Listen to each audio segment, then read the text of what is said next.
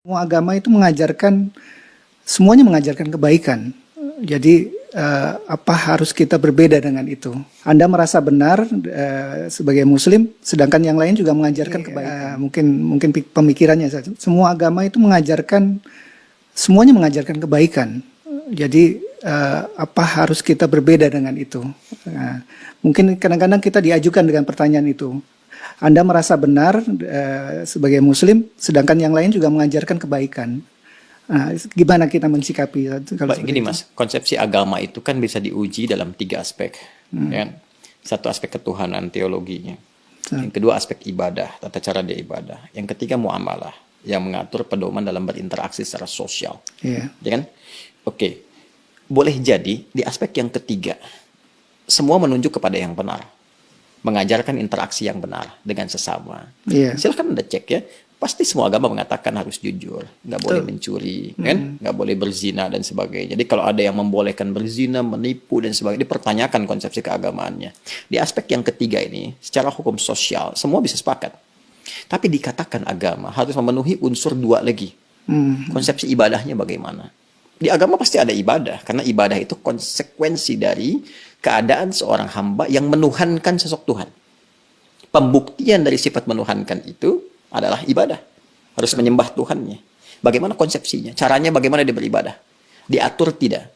Cara dia ibadah seperti apa? Ditunaikan kapan? Bagaimana teknisnya? Apa maknanya? Apa hikmahnya? Apa implementasi ibadah itu bagi kehidupan? Di titik ini pasti akan ada perbedaan. Oke, saya sebagai Muslim, ya dengan saudara-saudari kita sebangsa setanah air dan non-Muslim, konsepsi ibadahnya pasti beda. Ya, saya di Islam. Kenapa saya meyakini Islam misalnya? Karena konsepsi ibadah saya, ya, yang saya jalani dalam Islam, itu menurut saya yang paling sesuai, paling lengkap, paling akurat, paling rasional. Ya, dari sisi sholatnya misalnya, ibadah pokok itu kan sholat. Waktunya jelas diatur, kapan saya mesti sholat. Panggilannya jelas. Kemudian bagaimana penampilan saya saat akan menunaikan sholat jelas. Apa yang harus saya lakukan sebelum sholat jelas. Sebelum sholat kamu wudhu dulu. Ada langsung firmannya dari Allah, bukan rekayasa manusia, bukan buatan Nabi Muhammad SAW. Kan? Langsung dari Tuhan. Nih, Quran surah ke-5 ayat yang ke-6. Ini cara wudhunya begini, diatur, diterangkan oleh Rasul. Begini prakteknya. Kemudian sebelum sholat kenakan pakaian yang terbaik. Bahkan sejak ada panggilan dari masjid kita dengar. Quran surah ke-7 ayat 31. Ya bani Adam khudzu zinatakum inda kulli masjid. Kemudian setelah itu diatur bagaimana cara memulai ibadahnya. Dari mulai takbir pembuka sampai dengan salam. Dijelaskan selain cara, maknanya apa? Kenapa tangannya begini? Kenapa bacaannya ini? Artinya apa? Hikmahnya apa? Lalu kaitan dengan implementasi kehidupannya bagaimana? Apa dampak sholat kepada kehidupan? Turun banyak ayat. Inna sholata tanha anil fahsya'i wal munkar. Quran surah ke-29 ayat ke-45. Nanti sholat ada kaitan dengan ketenangan hati. Sholat kunci kebahagiaan, kesuksesan. Dan dibuktikan oleh jejak sejarah. Orang-orang dulu ketika dia sholatnya benar, terjadi itu semua. Nah ini yang menjadikan kita yakin sebagai Muslim memeluk Islam. Bagi penganut agama lain, punya konsepsi sendiri. Kita nggak bisa paksakan semua sama di titik ini dalam konsep keberagamaan. Apalagi kalau sudah masuk ke konsep teologis, ketuhanan. Ya kan? Nah, untuk menentukan agama ini, ya benar sebagai agama, kan mesti punya konsep ketuhanan. Nah, Islam pun menawarkan kepada kita secara ilmiah dan objektif untuk menguji bagaimana sih standar untuk menetapkan zat itu sebagai Tuhan, ya kan? Apa ukuran-ukurannya?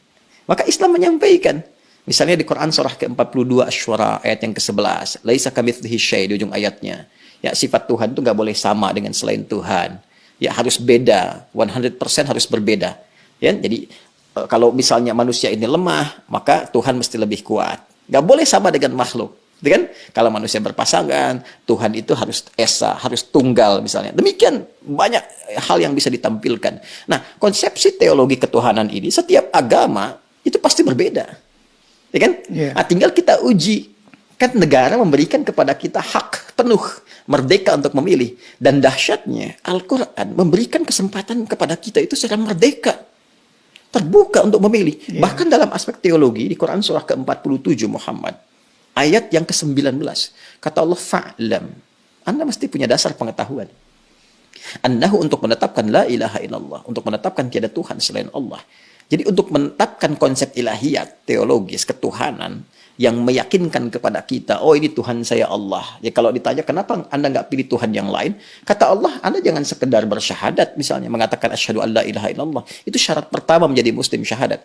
Tapi kalau Anda ingin kuat, ya dengan syahadat itu, dengan keyakinan teologi Anda itu, menuhankan Allah. Ini ilmunya loh. Makanya di Islam ada akidah, ilmu tauhid, fiqhul akbar.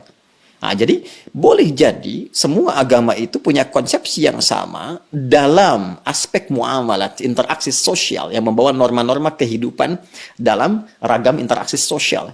Tapi bisa berbeda dalam konsepsi ibadah dan ketuhanan. Dan aspek ketuhanan yang paling pokok.